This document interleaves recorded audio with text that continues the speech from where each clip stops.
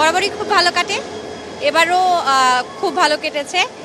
In fact এবারের সবচাইতে বড় প্লাস পয়েন্ট ছিল যে আমরা এবার যাওয়া আসা দুটো টিকিট অনলাইনে কাটতে পেরেছি। এটা সবচাইতে বড় একটা বলবো আমাদের জন্য একটা বড় সুবিধা ছিল। না, সেটা তো অবশ্যই খুব খারাপ লাগার বিষয়, সবসময়ই লাগে।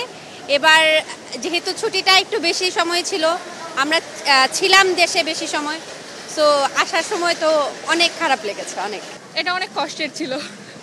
অবশ্যই অনেকদিন পরে আমার রিলেটিভসদের সাথে দেখা হয়েছে এবং তারপর তাদেরকে থুয়ে আসতে অবশ্যই অনেক খারাপ লাগছে। কিন্তু এটা আমাদের নিত্যদিনের কর্মস্থল, সেখানে তো আমাদের ফিরতেই হবে, না ফিরলে কিভাবে হয় আর কি। সেই জন্য আমাদের আসা, তাদেরকে ছেড়ে আসা। এমনকি দাদা দাদি তো আসার সময় প্রতিবারই কান্না করে।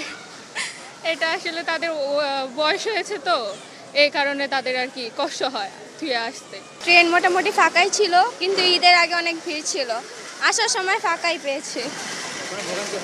না, ভালোভাবে আসতে পারছি, শুধু একটু দাঁড়িয়ে আসতে হয়, জয়দেবপুর থেকে বসার সিট দেয় না। হ্যাঁ, ভালোই লাগছে। ঈদের বন্ধ পেয়েছি, কলেজ বন্ধ, ঘুরলাম।